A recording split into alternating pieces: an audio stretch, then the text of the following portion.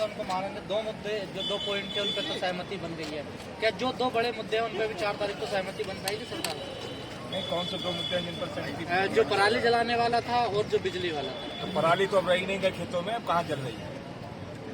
पराली कहाँ रह गई? अब तो गेहूं का नंबर आ गया, गेहूं बो दिया गया, गेहूं बढ़ गया, पराली कहाँ रह गई? ये देखिए ऐसा, किसानों ने तो 4 पॉइंट दिए थे ना। किसानों ने 4 पॉइंट तब दिए थे 1 महीने पहले, तब तो पराली थी खेतों में, अब पराली कहाँ रह गई? और दूसरी बात, जो सबसे बड़ी बात ये है कि ये सरकार सदैव किसी भी मुद्दे से देश को भटकाती रही है। आप सरदर्द की बात करोगे, वो पेट दर्द की बात बताने लगेंगे। आप कहोगे साहब हमारा पेट खराब है, तो कहेंगे कि आपके चेहरे की स्किन डल हो रही है और इसको आप थोड़ा सा क्रीम लगाइए, थोड़ा सा ये दवाई पीजिए, चेहरा आपका साफ दिखने लगेगा। ये मुद्दे की बात कहाँ कर रहे हैं? किसानों का जो सबसे बड़ा मुद्दा है वो किसान बिल का वापस लेना है, इस काले कानून को वापस लेना है। लेकिन जो किसान नेता वो तो कह रहे हैं बड़ी अच्छी बातचीत हुई है। ठीक है, अच्छी बातचीत है। अगर वो भरोसा दे रहे हैं किसान बिल वापस होगा तो अच्छी बात है। अगर अच्छी बात कर रहे हैं तो अच्छी बात सब जगह है। कौन चाह रहा है? कह रही है सरकार? सरकार कह रही है तो सरकार समझेगी तो हम भी समझ रहे हैं उन्हें। देखिए, हम लोग उत्तर प्रदेश से आते हैं और मैं सीतापुर जिले से आता हूँ। सीतापुर एक ऐसा जिला है जो बिल्कुल बहुत बड़ा जिला है और जहाँ पर धान की बात हो, चाहे गन्ने की बात हो, चाहे गेहूं की बात हो, हर तरह की फसलें होती हैं और हर तरह की फसलों पर किसान मारा जाता है। पिछले साल गन्ना किसान अपना गन्ना जला रहा था, इतना देर होती गई कि मिल ने खरीदा नहीं, बिचौलिए खरीदते रहे और उसके बाद किसान को अपना गन्ना जलाना पड़ गया।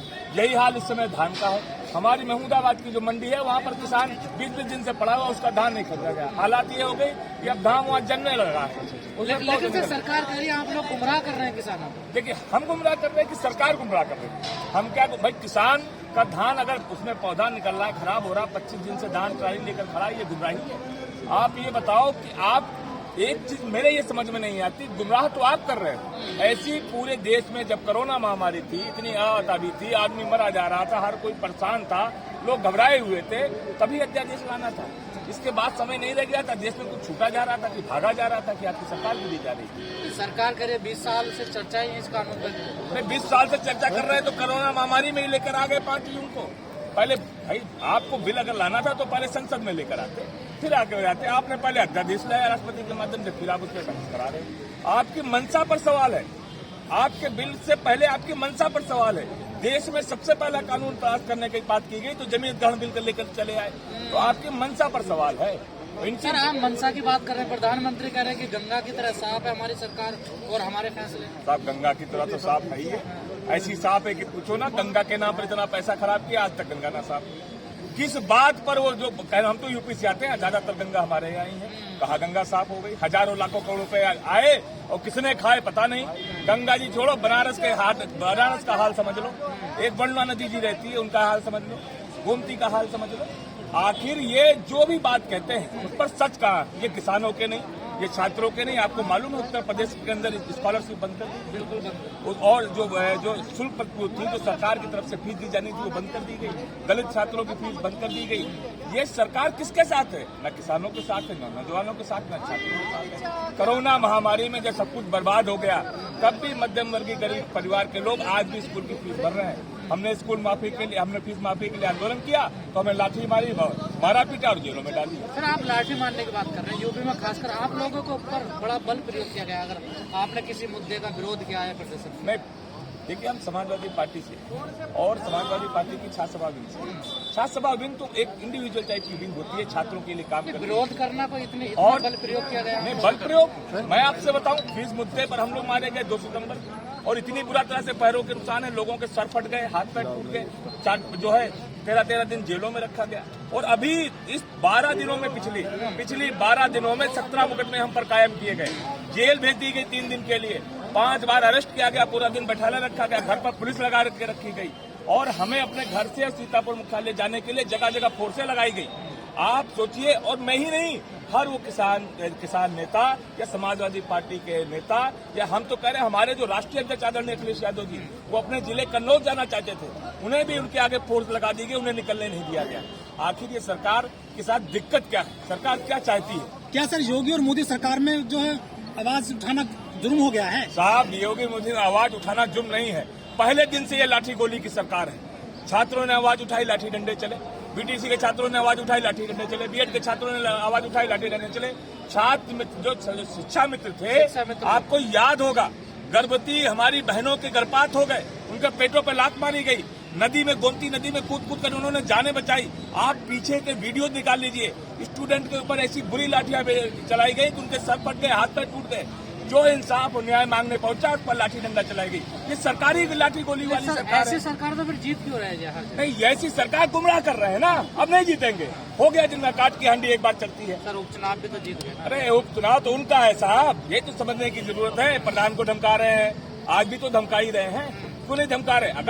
अगर भारतीय जनता पार्टी और उसकी सरकार किसान बिल में कोई गलत नहीं कर रही तो पुलिस से घेर को रहे किसानों को, जो विपक्ष को आवाज नहीं बोलने दे रहे, क्यों नहीं आवाज निकलने दे रहे? या किसान नेताओं के घर पर पुलिस को भेज रखी है, समाजवादी पार्टी के नेताओं पर, विधायकों पर और लोगों पर भेज रखे पुलिस लगा रखी है।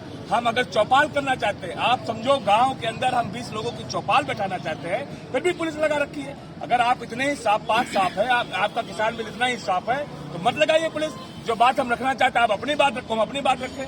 आप किसान, भारतीय जनता पार्टी किसानों पर कार्यक्रम करती है तो उनकी कार्यक्रम पुलिस करवाती है, और अगर समाजवादी विचारधारा के लोग कार्यक्रम करते हैं तो उनको पुलिस रोकती है। सर, आप युवा हैं और पूरी दुनिया में सबसे ज्यादा युवा हमारे देश में पाया जाता है, सबसे ज्यादा किसान हमारे देश में पाया जाता है।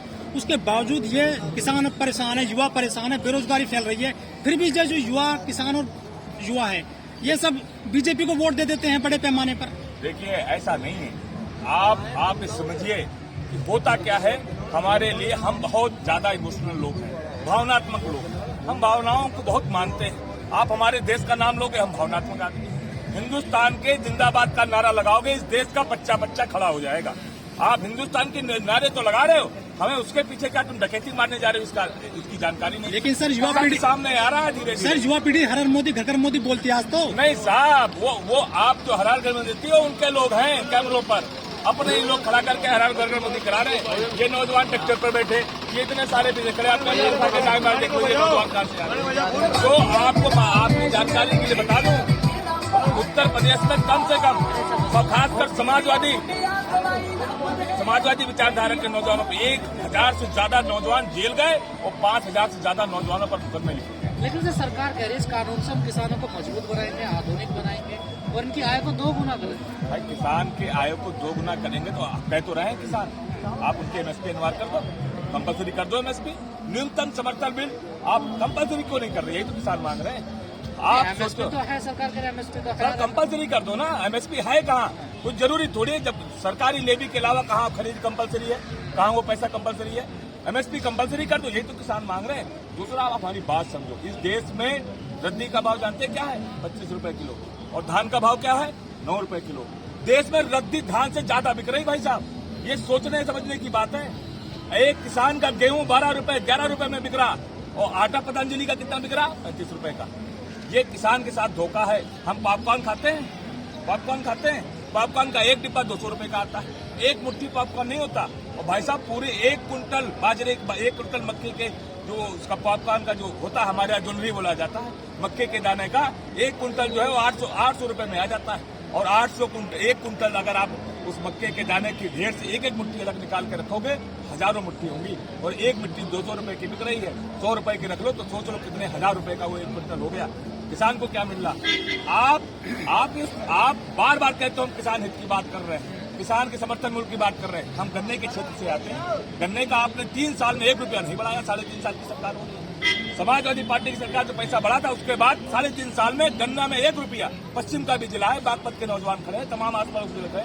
बताओ, 1 रुपया भी अगर बढ़ा हो तो जो हार जाए। 12,000 करोड़ रुपए बाकी है। 2022 में बढ़ाएंगे ना सरकार, पिछली योजना 2022 में कंप्लीट होगी। हाँ साहब, भाई 2000 में तो उनका काम खत्म हो रहा साहब। 2022 में तो आ ही नहीं रहे। हमारी बात समझिए आप, देश में किसान और नौजवान यही 2 भविष्य तय करते हैं।